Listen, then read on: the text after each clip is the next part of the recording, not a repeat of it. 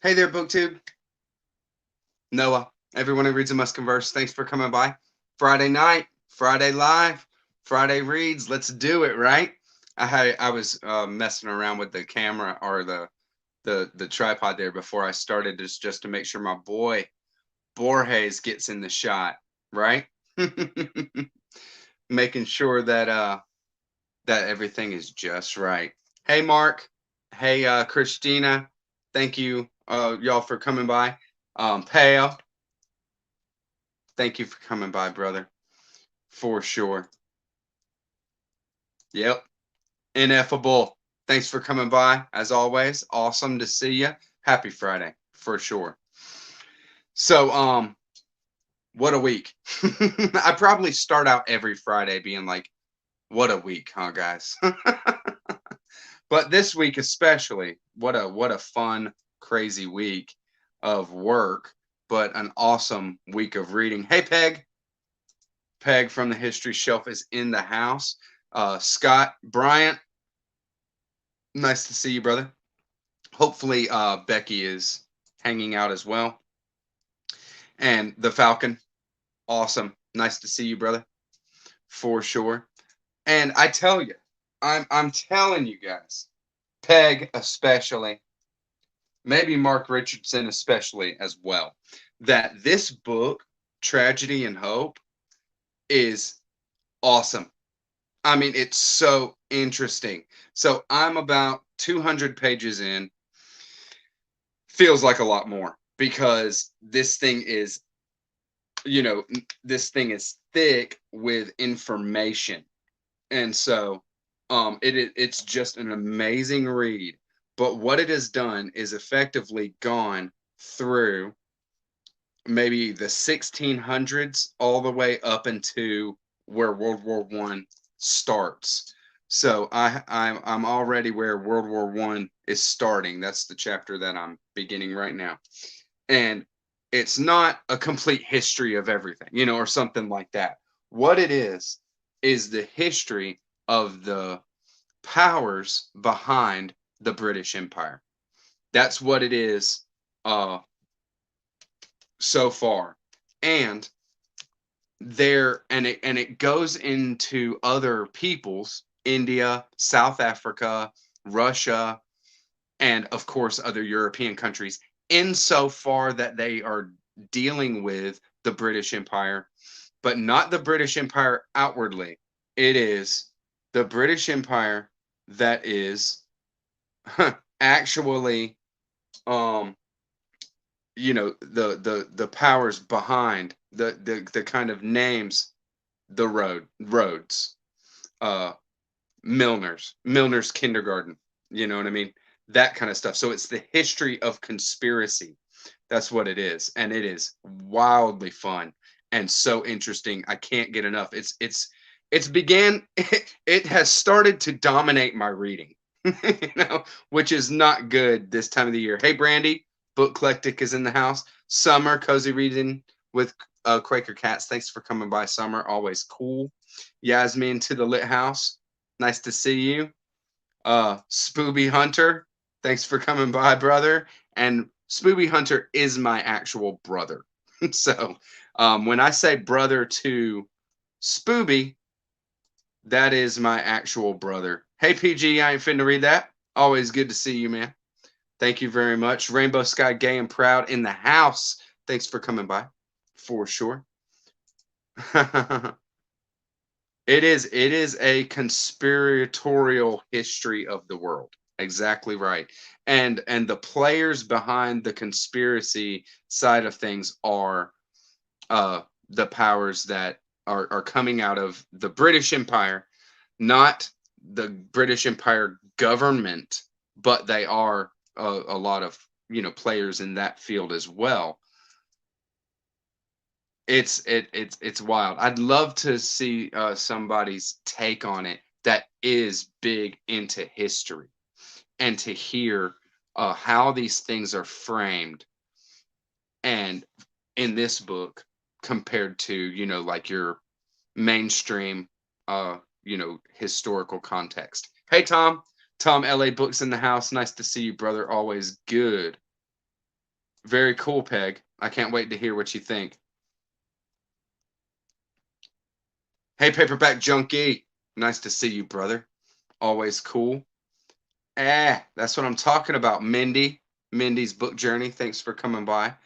And yeah, I mean, it's a super, like I say, it started now for just, it started now just completely dominating my, my, my reading, which is not great because I have so much to do, as far as what I want to read and what I want to get to. You guys are great. Hey, Becky, I knew you were going to be here. Very cool. And yeah, it is a lot like Creature from Jekyll Island as far as the place that it's coming from, but it's not, right? Because this is something that is a lot older and a whole lot bigger in its scope. And I'm just really I really am just mind blown. Each chapter is just more and more mind blowing stuff, just in the scope of what it's talking about. That's right, Room Note. Thank you very much, brother. Thanks for coming by. Thanks for the big ups on the 1K. I can't wait. Yo yo yo. OB Lit Reviews. Nice to see you. Thanks for coming by.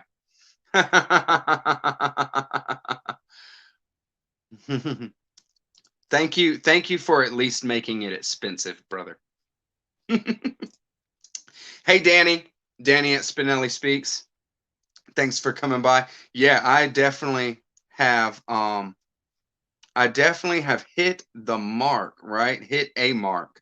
And it was very exciting. You know what I mean? This is a mark that is put out there by YouTube um to hit 1,000 subscribers before you can have some more stuff. And yeah, the eyelashes are real.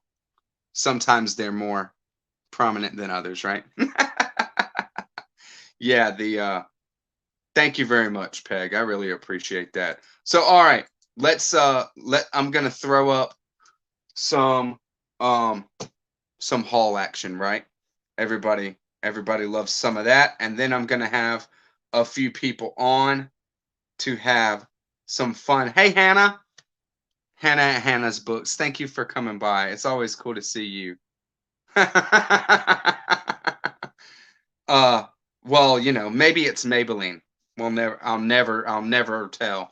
So I picked this up today. This is Mario Vargas Llosa, The War at the End, the War of the End of the World. And I picked this up because Yasmin at To the Lit House had done conversations in the cathedral, and I wanted to get my hands on that because it sounded really cool. Another friend of mine told me that it was one of his favorite books of all time. So I was like, okay, well, I got to read this now, right? But they didn't have that one. So I looked at three or four, oh, no, they had like 4 or 5 titles at this half price books, is where I went. And this was the one that was the most highly regarded out of those titles that I could tell. But it is right up my alley. So it looks the most powerful and ambitious Latin America epic novel since Gabriel Garcia Marquez 100 Years of Solitude. Yes, please, right? So I can't wait. And Salman Rushdie says it is as dark as spilled blood, a modern tragedy on the grand scale. So I can't wait. Yeah, it's a great cover, isn't it? It is Jason Harrigan style art. He likes that old that occult stuff. If if you like, I'll get it. Let's do it, Yasmin. You know what, Yasmin? I will never turn down a read along with you. We have some of the most amazing conversation, and we we just crush books. It's insane how wonderful the reading is with Yasmin. just one-on-one, you know what I mean? With group, maybe a little different, because you never know how. I love half price books. Oh, okay, if I like it, then you'll get it. Yeah, I'll let you know, that's for sure.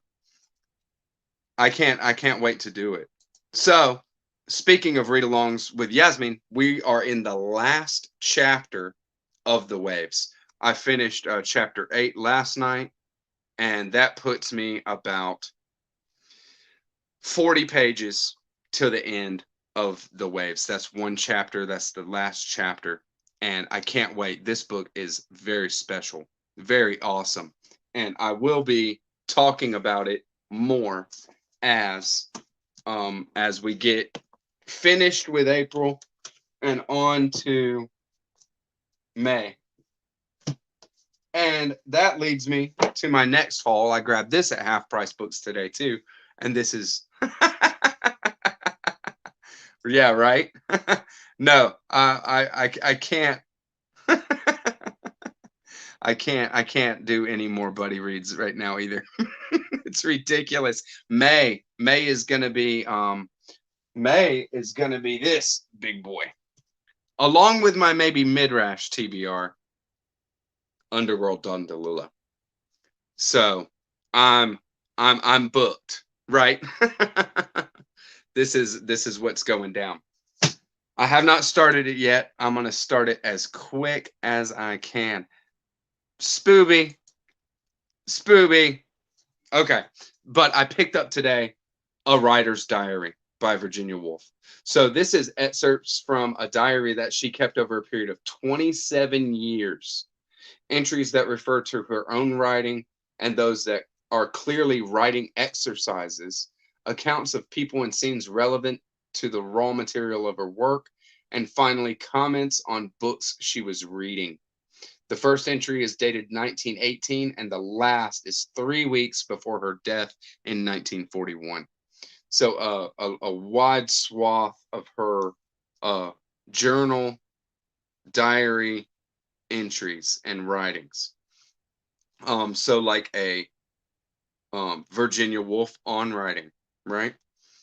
I can't with Virginia Woolf. She is amazing. And I've only read The Waves. That's it. We're doing a read along. We're gonna be doing what is it? To the Lit House. To the Lighthouse. We're gonna be doing To the Lighthouse later in the year. It's not pinned down yet. I think we said something like maybe August or something like that, maybe September. And nice. Oh, you're gonna love it, Mark. Very cool, man. You should hold off. Don't start the Dark Elf trilogy, because if you're loving some Dritz, after we do, we're gonna do the Dragonlance Chronicles. You might have seen a little video announcement that I did on us doing the Dragonlance Chronicles later in the year. June, July, August, we're gonna do one of the Chronicles a month, and after that, we might just go right into the Dark Elf trilogy. If we do the Dark Elf trilogy, I'd love to have you along for Dritz's origin story. That's what the Dark Elf trilogy is. And I hear that Underworld is meandering, that it's not a full like novel, that there's like a novella in the middle of it somewhere, and it's just different different different ways of writing story, delivering a story, and the narratives are all, there a lot of different narratives like that, you know what I mean? So when it comes onto it, I don't know. I just don't know what to expect. But hey, that's postmodernism, right? I'm definitely on board. Very cool, Ineffable. Yeah, I read the Dark Elf trilogy when I was a lot younger. It's been so many years, but I loved the Dark Elf trilogy. The end of the first book into the second book It's so awesome. I mean, it's all very awesome, though. That's for sure. I think I think y'all like it. Um, hey, Spooby, don't berate my crowd, bro. What you can do, hey, Spooby, this is where we go. That's the way to support. That's the way to support the channel right there. It's just a little free for me, non, you know, I don't have to pay anything for it. It's just an easy place for you to kind of support the channel if that's what you're looking to do. Of course, thumbs ups and comments and all that kind of stuff is good because then it gets more visibility. You know what I mean? But you can support me in that way. I hear that To the Lit House is everybody's like favorite book by Virginia Woolf for sure. Nice to see you, Pay. All right. So I also got another Gunter Grass. Gunter Grass is somebody that I've gotten into quite a bit and I'm going to keep getting into because I really enjoy the writing. He's German, of course, by the name you can tell. This is From the Diary of a Snail and this is he got in I'll just read you the back. He also became a political speaker. In 1969, Gross gave close to 100 election speeches for Willy Brandt's party, the Social Democrats. His family saw him only intermittently. In his Snail's diary, he purports to explain imaginatively as well as factually why he felt impelled to devote himself to politics. So, why not, right? Sounds very, very different from something that I would get into, but I will read whatever Gunter Grass wrote because I'm really, really enjoying what I have read. Very cool. Very cool. PG, that's what I'm talking about, right? Yeah. Yeah. That's right. That's right, Jack. Nice to see you, Jack. Very cool. And I do have a copy of the Tin Drum that I picked up. I haven't read the Tin Drum. I hear that it's his best work, or it's at least his most lauded. You know what I mean? So I can't wait. I cannot wait to read that one. That's for sure. Very cool. Nice to see everybody hanging out. You guys rock for sure. So I got my first Jonathan Franzen. I've never read any Jonathan Franzen, everybody's favorite Jonathan, right?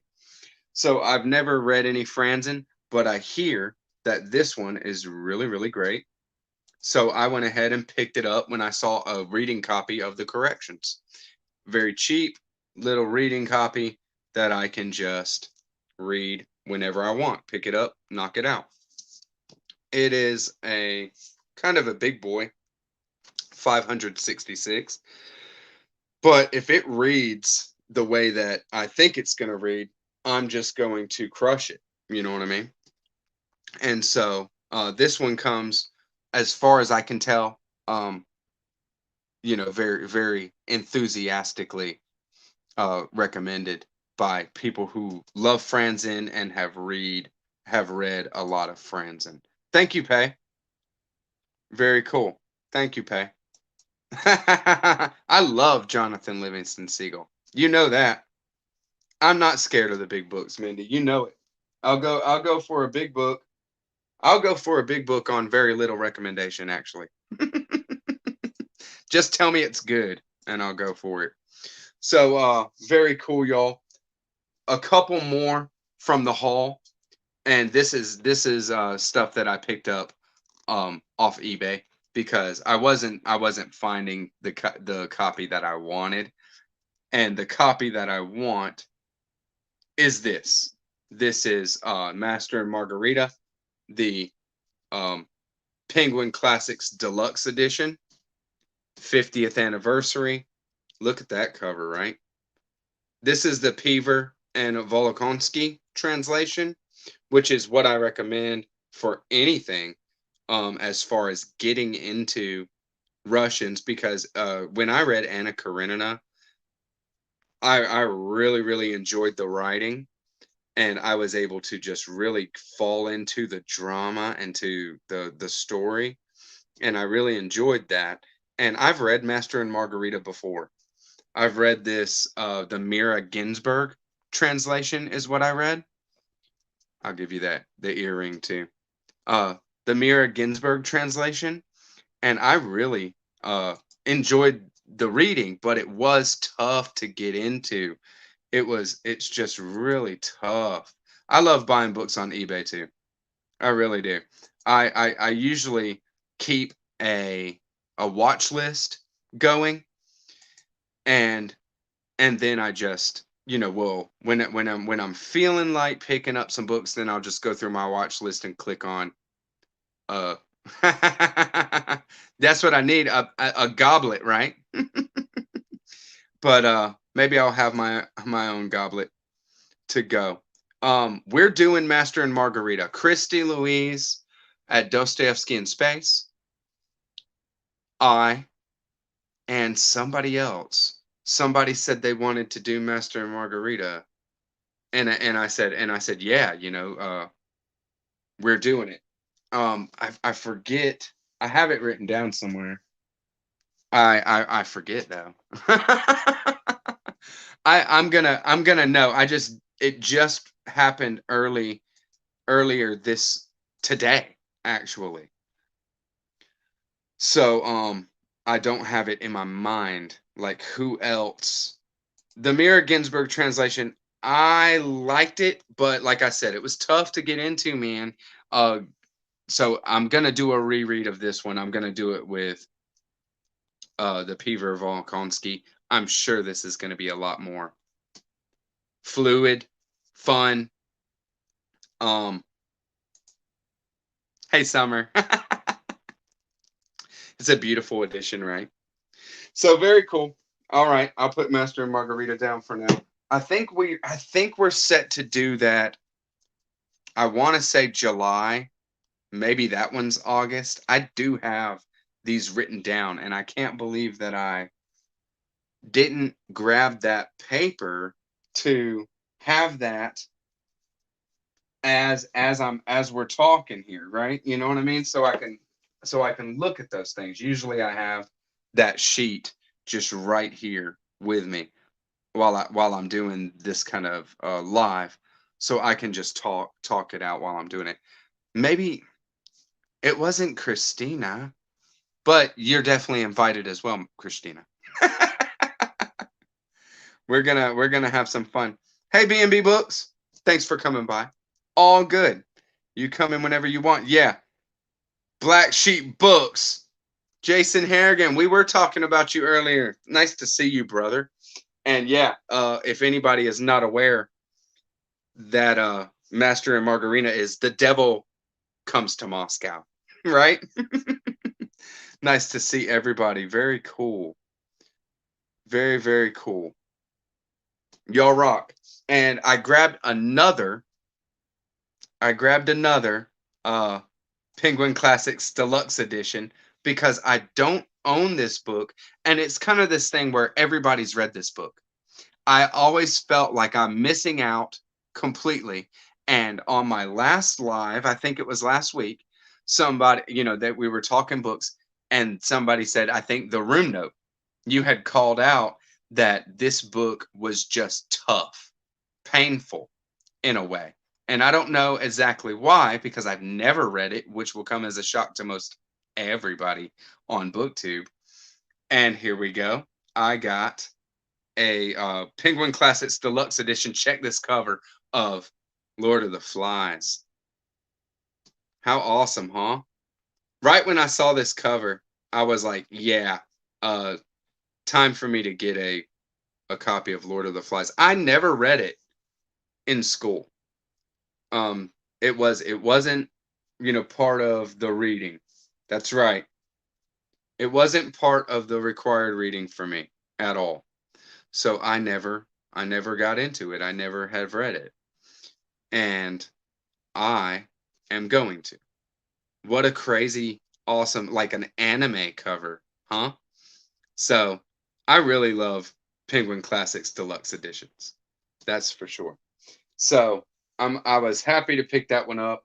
Just will be a reading copy for me and go on my shelf with my other Penguin Classics Deluxe, right? They're very cool. And yeah, maybe we'll do a nice check. Maybe we'll do a reading group, a read along or something like that. Um for Lord of the Flies, because I've never, I mean, I'm sure there's a lot out there that haven't read it. I haven't read it, so I'm not alone. But also, there's just a huge following for it. I mean, people will reread it. Haven't read it since grade school, you know what I mean? Something like that. Crazy cover. Just a crazy cover. Awesome. All right. So, I already touched on kind of what I'm reading, except for a memoir that I'm reading. Hey, Travis. Nice to see you, brother. I'm reading Rick Harsch's memoir, Arjun and the Good Snake. And this is very, very interesting and kind of bitter sweet, I guess, is what it comes down to. I don't read many memoirs.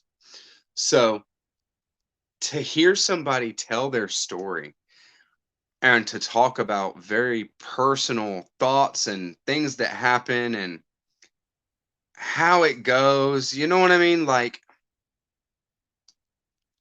I just, you know what I mean? It's different. It's different than what I normally read, and it's just like it's hard to be critical in any kind of way because it's just somebody telling their personal story, and it's easy to be affected by what they're saying because it is even the regular like normal, simple thinking thought processes that might be illustrated in it.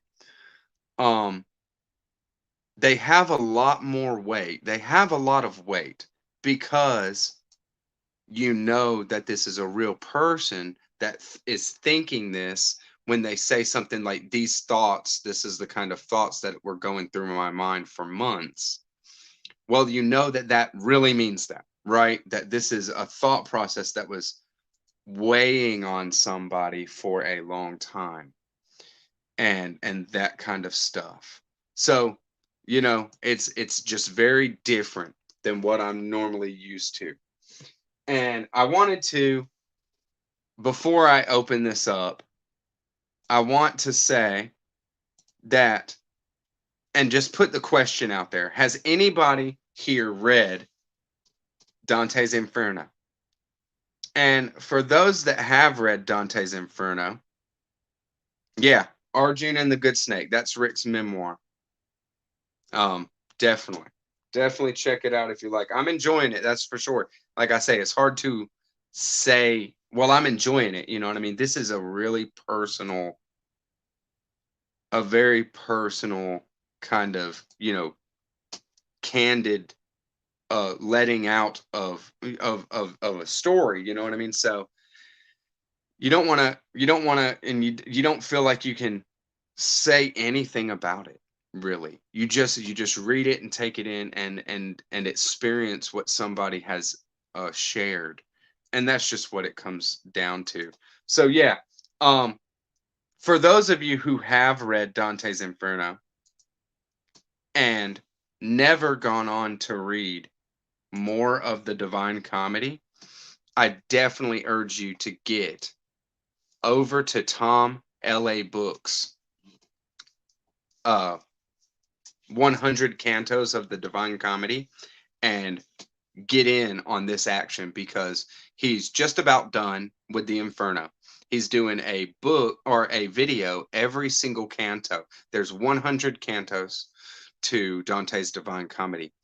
He's doing a video for each canto, about 2 a week.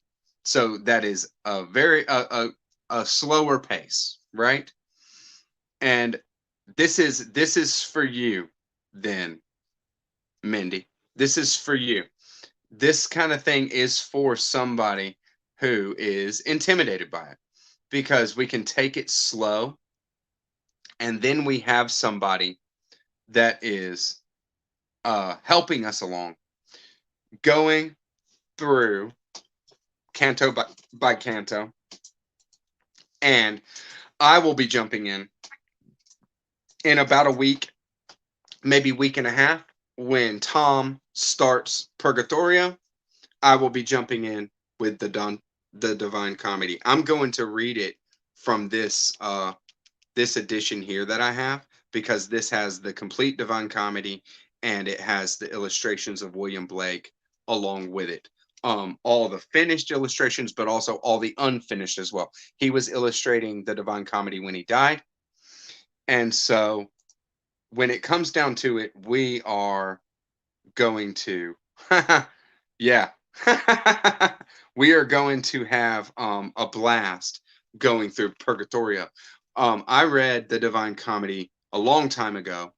I read the Inferno and fell in love, read Purgatorio and was like mind blown and digging it, and then read Paradiso and was like, what did I just read? I was very young. I wasn't half the reader, wasn't even a quarter of the reader that I am right now. So I'm looking to get a lot more out of it. And thank you very much, y'all. That is a testament to William Blake. Look at these illustrations. I have a video in my beautiful book series that in my beautiful books series playlist that I show this book. I show a lot of these pictures and all that from the Divine Comedy. I have a one where I'm showing the etchings of Gustav Dor, but also this one where we're showing the watercolors from William Blake. So I'm going to go through this, and I'm going to pick up in Purgatorio, because I've read the Inferno now like 4 times, maybe 5 in my life. But I've never reread Purgatorio and never reread Paradiso. So I'm looking forward to that action. Jack, see you later, brother. Enjoy your dinner. And it's going to be fun, right? It's going to be fun. So if you want in on that action, get in on that action. We definitely will be rocking it. So now I want to go ahead and invite those who want to jump in: Tom, Yasmin, and anybody else. You know, I mean, we'll do 5, but I wanted to make sure that I got those that you know, that I kind of offered to last week to jump on live with me, that said yes but wasn't able to because you know, I can only have 5. I can only have 5 people on. So once I hit 5, then it's just, you know, it's a full room, and that's just all it comes down to. So I wasn't able to keep adding more people. So I wanted to allow those that I had asked beforehand that didn't get a chance to get on. But if anybody is down to jump in and have some kind of discussion, then I'm definitely down for it. I have been hyped this week.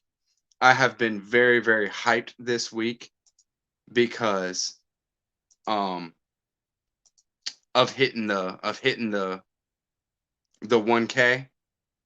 It is really, really cool.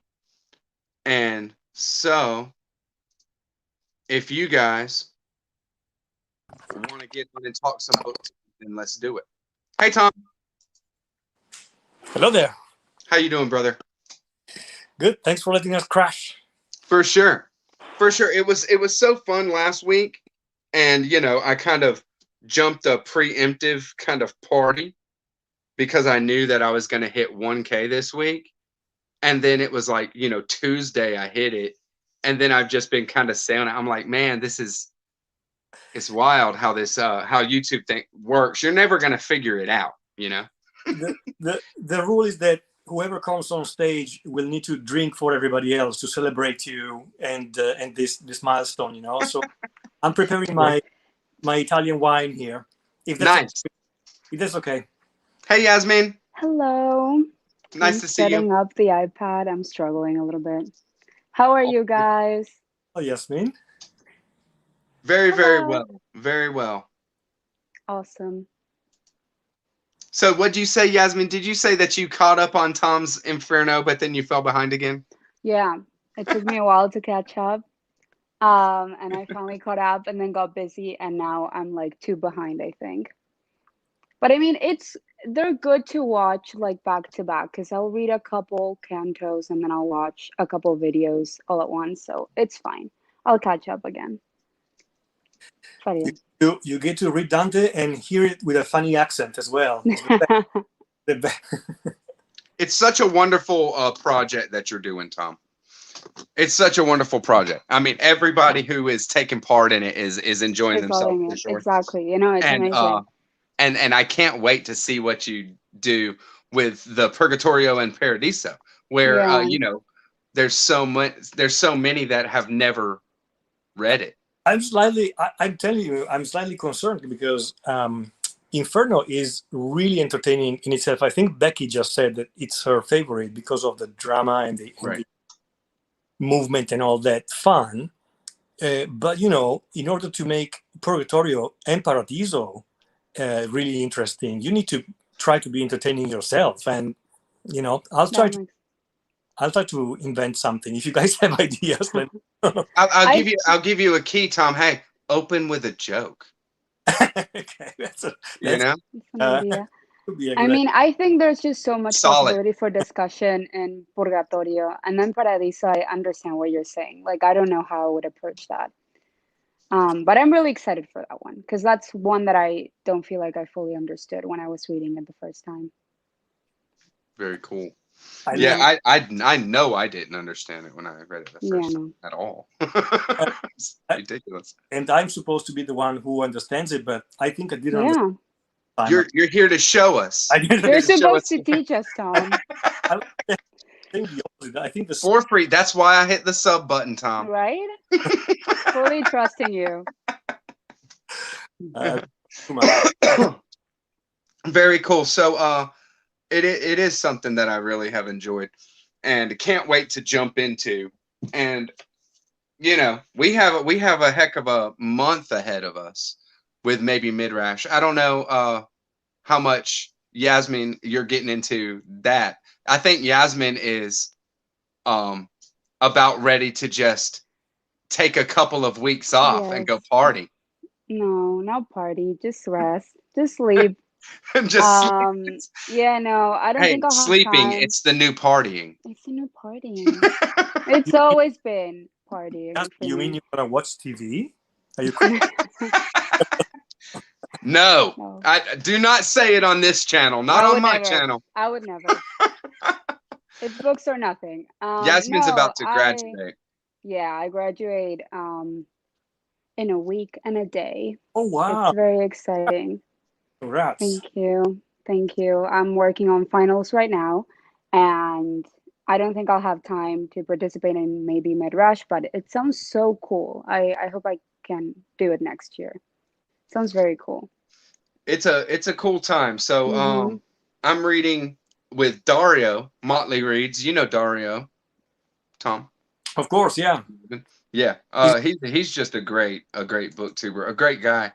And so we're doing the Discourse on Free Will, Erasmus, and then we're doing the argument that Martin Luther wrote against Erasmus' Discourse on Free Will, and we're going to do some talking and some content on that for sure. And then I'm reading a survey, it's called Literature and Spirituality, and it has just a lot of short stories, poems, Emily Dickinson's in there, short stories from Flannery O'Connor, Faulkner, and others like that. Just anything, but spiritually, like with spiritual undertones or actual things like that to it. And we'll do some content based on that. But well, and this is why this is the best group of people on the internet. You know, I mean, you have Dario, who's from ex-Yugoslavia, who lives in Sweden. The different perspectives are incredible. Just if you take every individual one by one, right, of the experiences and all that, it's I love it. It's really great. That's great. It is great.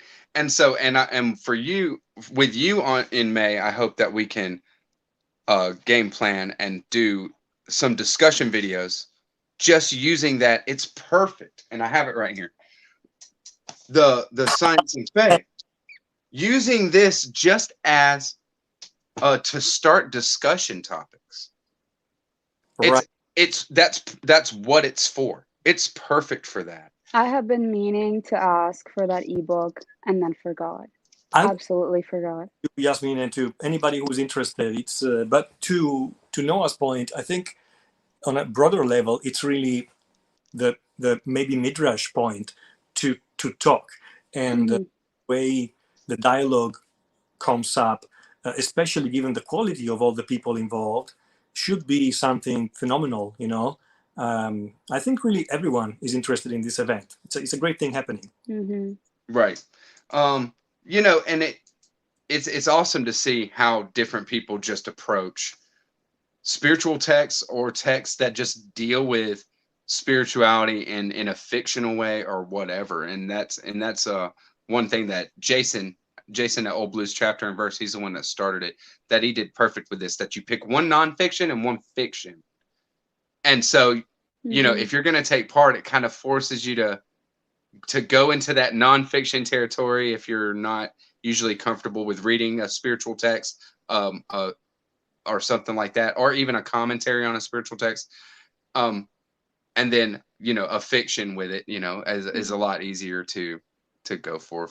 Yeah, it's a great idea. I'm almost finished actually with my first one. I mean, it's May in a couple of days now, or is it tomorrow? Whenever it is. I think so. We're gonna start. The first one is a nonfiction that when I posted my TBR video, I noticed that a lot of people in the comments were interested, which is called "Why God Won't Go Away." It's written. Lukács at Cruel Reader's Thesis. Exactly. He was very interested, and the author is a scientist. The author is a neuroscientist who's been studying for the last 25 years the impact of religious experience and spirituality on our brain, on Buddhist monks, nuns, Christian people, etc., etc. And it's one of the most interesting things I've ever read in my life. I'm going to make a video just on that. That book specifically? Yeah, I think so, because it deserves you know, attention, and it's actually more about science than religion. But the point being that, you know, you have this Rosetta Stone between science and faith, which is the brain. But we are still unable to grasp this point because we don't have the knowledge, the understanding of it. Nice. That is so cool. I would read that. Yeah. I tell you, I'd love for you to get a video out on that and just to do it, and to do it quickly, because I don't think Lukács is having a good time with that book. Oh, he's also reading it? He's reading it right now. I'm not sure if that's the one that he's reading. He's I know he is. I saw it on Instagram earlier today. Oh, is it? Okay, then I'll be happy with him. I would love for you to do it and kind of give your take, maybe first. So yeah, it's a very cool kind of thing to get into. And there's a lot of stuff that I've read that are kind of, you know, working into this kind of angle. But, you know, I always am kind of put off on how to talk about it when certain terms are used. And like with what you just said right there, you know, you go, there's a difference between like the brain or the living, you know, your your thinking and science and religion. And it's not science. And that book, I don't think, is talking about any religion, right? It's That broad, book is talking about spirituality. larger, exactly. So spirituality is this kind of part of us that is not observable with any senses, and something that cannot be measured. It has to be felt by the individual, and it's in there, and it's an impetus for that there is something more going on than any definition you're going to hear from the scientific community. And that's it. You know what I mean? Like there's no reason to try to define it any more than that. This kind of impetus for that there is something bigger out there. Yes. That's spirituality. A Neoplatonic kind of style of looking at it is this kind of that ideas are real things. That ideas are that have some substance, something substantial. Yeah. And that's just it, you know. But the second you use that term religion, well, you know, there's the argument is everywhere, and you're not even talking about that anymore. You're not talking about that thing anymore of science and how spirituality and science kind of fit together in the human experience. It's true, but it's also, you got great mystics in every religion, right? So if you talk to them, they would give you an angle on religion which is much less focused on the institutions, much less focused on the doctrine, and much on the spirituality. So there are different approaches and gradation of, or how do you say, degrees of focus within every tradition. So I'm going to be a lot of fun for everybody this coming month. And Yasmin, I mean, you have more important things to do, obviously, but hopefully you'll watch some videos afterwards. Yeah. Well, you know, I'm all about that kind of stuff, to tell you the truth. I was gonna ask Tom, is the book about like as a society or the individual, like why the individual believes? This book that I'm mentioning, it's very specific on the individual. In fact, not the individual, but it talks only about the brain, our nervous system. It talks only about the neural process and how spiritual experiences influence those processes. You know, it's very, very technical in some explains how. I'll be very brief. You know, I'm going to make an example. We have an area of our brain in the back that's called Parietal Lobe, and I know nothing, just to be clear, but I'm just repeating, like parroting from the book. And this area is the one that's developed in evolution to help us orientate in space, know our sense of ourselves from everything that is not ourselves. So it distinguishes, right? And you can see the survival importance of this thing in our brain anciently. But then over time, it became the part of our brain that where actually our sense of self, even in inverted commas, spiritually resides, or maybe spiritually is not the right word, but psychologically resides. And so, you know, if that area gets less stimulation during a spiritual experience that's very, very deep, we detach from our ego, our sense of ourselves, and we feel more connected with the world, with the others, with the universe. Isn't that mind-blowing just to think of? So that's just one example, but when I read that, I really took a step back and I thought, oh, wow, that makes a lot of sense. So I'll have a lot to say about it sounds very, very interesting. Yeah. There's a lot of interesting stuff with I think the most kind of neurological stuff approaching a spirituality that I've ever come in contact with is neurologists that are studying Buddhist monks and the Buddhist monks would go into a state of meditation, and they would be you know, mapping the brain at that point and looking at at what's going on. Very interesting stuff, and seeing the different parts of the brain that That's what light he's up. in this book. He's saying, he called some Buddhist monks, and he was telling them, because it takes some time to reach the type of peak level of I don't know how to call it, awareness. So after 1 hour or so that they were in the machine, they would pull a piece of string, as a signal to say to the scientist, "I'm ready for the scan." That's so funny. And then the scan would be activated by an injection, a little tracer in their brain, and that's how they do the testing, which is still very primitive in terms of brain science. We know still very little, if not nothing. Yeah. But it's so fascinating, right? Yeah, it is. But like you said, it's a whole mystery. I never thought of reading about spirituality and just looking at it from a neurological perspective. It sounds really interesting. I don't think I've ever read a nonfiction book on spirituality. Nice. Books that have touched on it, yes, but not Sure. specifically on that. Midrash.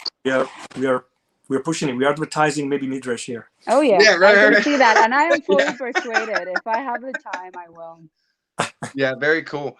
This kind of stuff, and it's I think just to bring it back a little bit, that we were talking, what maybe Midrash is trying to do is just make these kind of themes, what spirituality is, the spiritual side of being human, the human experience, more accessible to people, because people become alienated from that part, which is a part of themselves, which is when you're not whole, you do things that don't bring you happiness, and then you wonder why you're not happy.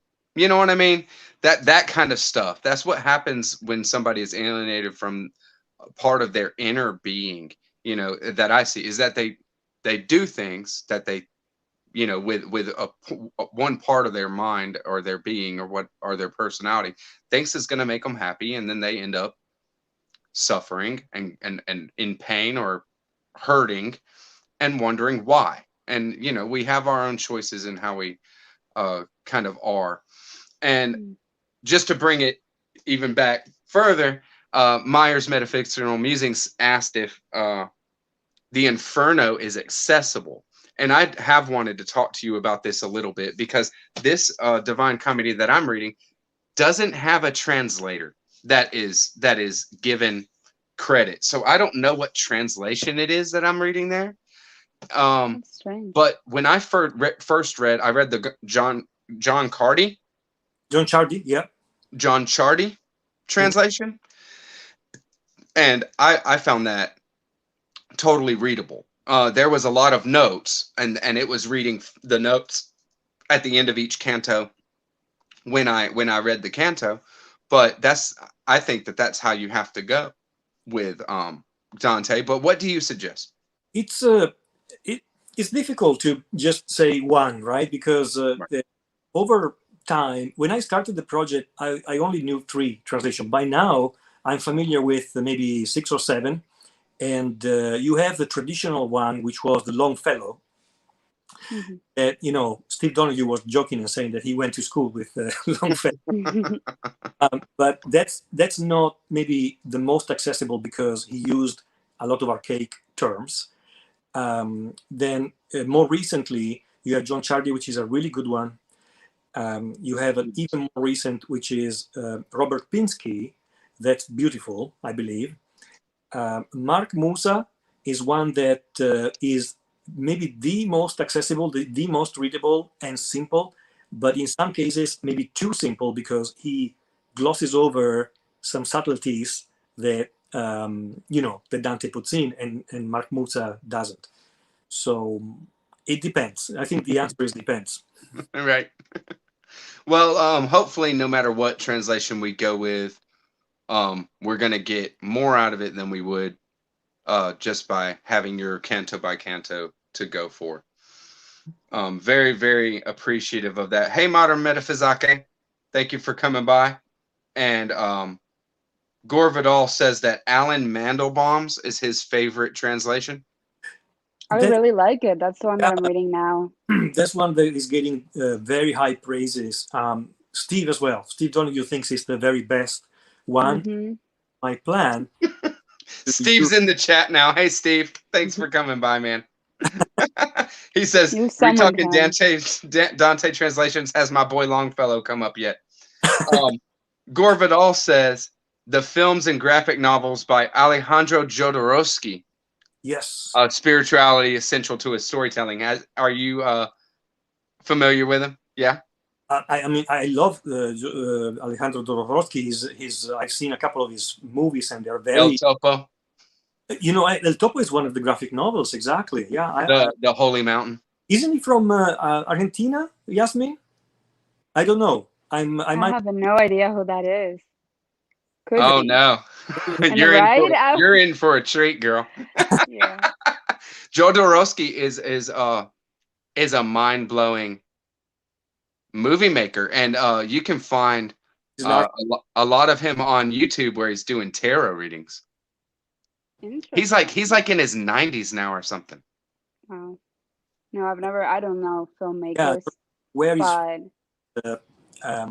might be Argentina. I'll have to check it out. Really great.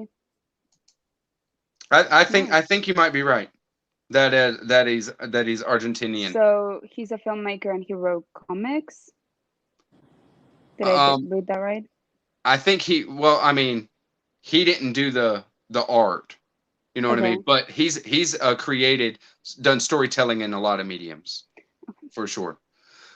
Most noted for a very avant-garde, hallucinogenic style of movie making. Right. Nice. El Topo is a mind blow and a trip. Kind of a Western, but only kind of. Very surreal scenes. The sense of reality shifts constantly, and you can see that in his movies as well.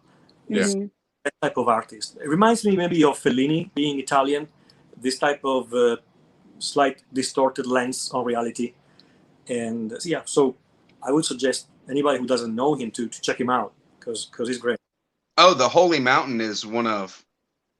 I mean, I won't say that I love it, and I won't say that it's one of my favorites either.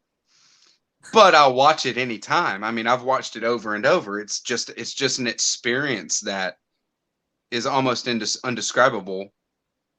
I'm intrigued. It's insane. It's insane, Yasmin.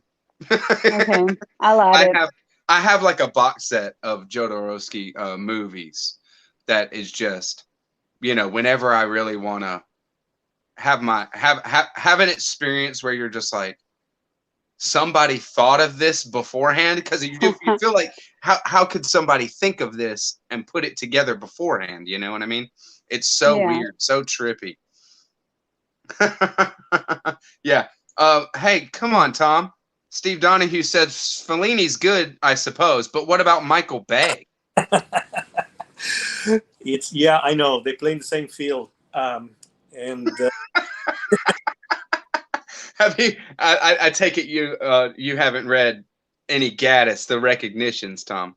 I have not actually. I read it in February, and Meyer's Megafictional Musings just finished it, and there's a backwoods Christian preacher, kind of like in like, I guess it's like upstate New York or somewhere like that, but not any big city, that has a church, and he actually becomes completely obsessed with Mithraism. Uh-huh. The cult of Mithra, and he's doing like Mithric ceremonies in his church. Wow. And these people don't really know what he's doing. They think that they're just along for the ride. He's the church leader and all this kind of stuff, and it's just insane. It's insane. But you would love the Recognitions. You would love the Recognitions, Tom. Steve Donahue says you have to read the Recognitions, and I concur. Well, now I have to. It is the most complex thing that you will ever read. I think it's the most complex thing I've ever read. Someone asked what happened with since you joined BookTube, and one of the things that happened to me is my TBR list has exploded with a higher and higher frequency. In the beginning, it was maybe every couple of weeks or 3. Now it's every day. Every day, Yeah. it completely changes. Yeah, in this conversation alone, I already have so many things. It's insane. The TBR list doesn't exist anymore. It's just every book. Right. Yeah. It's just, just reach out, grab one. Odds are at this point I haven't read it because I have so many books I haven't read. On to Gaddis. Oh man, you're gonna love Gaddis.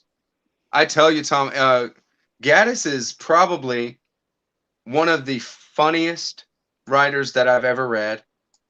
Not just that, but he has like he has a sense of chaos and building a chaotic scene like nobody I have ever read before. It is like chaos, but not because of breaking down. It's almost like just everything piling on more and more until you're just in this place where you never realized you could get. And so he does it like a Pynchon kaleidoscope type of thing. Is not that type of style. It's not. It's now I wouldn't say. I would say he was a precursor to Pynchon. I would say that Pynchon is they belong in the same conversation, but Gaddis is all his own, completely all his own. The funniest book is J.R. That's what I've read. That's the funniest. But I hear A Frolic of His Own is hilarious as well. Oh, there it is. In J.R., he skewers capitalism and finance. In A Frolic of His Own, he is skewering justice and the law. and in Recognitions, it is all about art and art forgery. That's the one that I'm interested in. They are so good. I haven't read this one yet. This is my next. But he's amazing. Just let me go and burn my 5 books that I'm reading now. No. Get through them, and then we'll do. Yeah. Then I'll have another. BookTube will have another 20 books that you need to read. You'll never catch up. You'll never catch up. I already made peace with that. Yeah. Yeah, we that's how it is on BookTube. I've embraced it at this point. Yeah. There was a point in my first year where I was just like, what do I do? You know what I mean? I got too many books that I haven't read now. But I'm still, now I'm reading all this stuff, when am I going to do? Now I just embrace it. I think it was Borges, something that I read from him where he said, but it was somebody in an on writing kind of, talking about a home library, and said that at least 40% of your home library should be books that you have not read. Oh. And I was like, cool, I'm good. You know what I mean? Like, I'm good. I decide to believe in this. Yeah. I was like, that sounds great. Yeah. I don't own, I kicked the tripod. Sorry. I don't own 40% of my books unread. So I'm totally good. You know what I mean? I can just get more. Then I'll be set to go whenever I'm, don't have anything to do for a couple years. I could just have books. I'm pretty sure it was like this for people, since the ages. I mean, the Middle Ages as well. Dante's times, they had much less, but they still had a lot of books, and probably, you needed more than one lifetime. Right. To read them all. Right. Dante himself, he didn't have to work for a living. So, okay, I'm going to be an intellectual. But it wasn't easy, right? Right. So I think it's not a new problem. I think it's a problem of all book lovers throughout history. Yeah, no, we're all very ambitious. And also, like, I'll buy things that I know that I'll read at some point, even though I know that it's not going to be right away. So I know that many of the books that I own and haven't read, I'll get to at some point. Right. So it's still fine. I think. That's how I justify it. I think you're right. Modern Metaphysique says people very rarely read books like cover to cover in pre-modern world. And I think you're totally right. I mean, when it comes down to it, there was so much that so much of the way that we view what books are now that is totally different than what they were when they were the main source of, right, giving information to another person for posterity, and families reading stories together on a nightly basis, things like that. And that was just, there's no TV, there's no nothing. There's just written word and oral storytelling. Yeah. There was no 600-page book that you're going to read over the course of 30 days and then talk about that story. You know what I mean? That's not what it was. That's not what it's about at all. And there's some research as well that talks about how human memory, in some circles, at least maybe academic circles, as an average, used to be stronger than what it is today. I mean, it's easy to believe, thinking about what TV has done to our brains, modern world has done to our brains.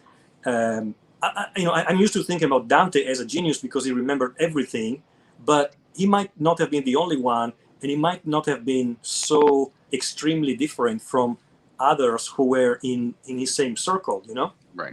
Yeah, like he might have not have been so unique necessarily in that way, because I mean, if the only thing you ever did your whole life was read words, we would think more in words, in the characters maybe, and have a lot more known by heart, a lot more that we could just say right off the top of our heads, things like that, because that's just the way that it is, I think so. I think you're on the nose with that. Yeah.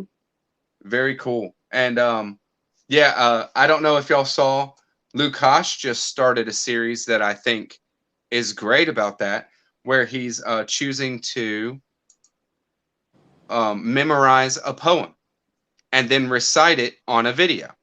So I didn't see that. He did William Shakespeare's Sonnet Number 60, which is beautiful. And so he talks about it and he says a few things, and then he says, okay, so well, now I'm going to do it. And then he just says Sonnet 60. It was great. Just, that's what Steve Donahue just said. The memory's a muscle. The more you exercise it, stronger it gets. So, poems are perfect for that, because there's so much beauty in poetry. Yeah. That's true. Yeah, and you feel so accomplished when you finally memorize a poem. Even a small one. Yeah. Because it's awesome. Exactly. You don't memorize the Aeneid like Dante did. No, I was going to do exactly that. Can you imagine that? Inferno. It's the whole Divine Comedy. Right. Yeah, right. Yeah. No. Well, this has been great, y'all. It's we're coming up on an hour 10. So I'm going to call it. It's a special occasion. It's for your celebration. That's right. And thank you so much for jumping on, for sure. It's amazing to do it. And I can say, just anybody who might be interested, the only thing that I can see that is why I really have, kind of got a following of 1,000 is consistency. I've from the start, I've tried to be consistent with my content and put out content on a consistent basis. Not too much, but I definitely don't skip. And I just give people something to watch, and so many people consume YouTube as their primary media that it's bound to happen, I think. Awesome. I think you already said it, within this type of numbers, everything is genuine. Everything is real interest. You are genuinely interested in what you have to say. Absolutely great. I appreciate that. And yeah, I look at my subscribers just like that. That, this isn't somebody that sees a video and is like, oh, this guy's funny, let me see what he does next, and just clicks the subscribe button. If somebody subscribes to my channel, it's because they like the content. That's the only reason somebody is going to subscribe to my channel. So I look at every single subscriber, every single one of those numbers as a real person that you know has kind of confirmed me in some kind of way, you know, validated the experience of content creation on BookTube. So I appreciate y'all. Tom, I'm looking forward to this coming month. We're gonna have some fun. Absolutely. We'll game plan that. And Starting. Yasmin, we're about to crush the waves. Yes. One chapter. And then we'll see what's ahead for sure. All right, y'all. Thank you very much. Thank you everybody in the chat for coming by and hanging out with us. See you later, BookTube. Bye-bye.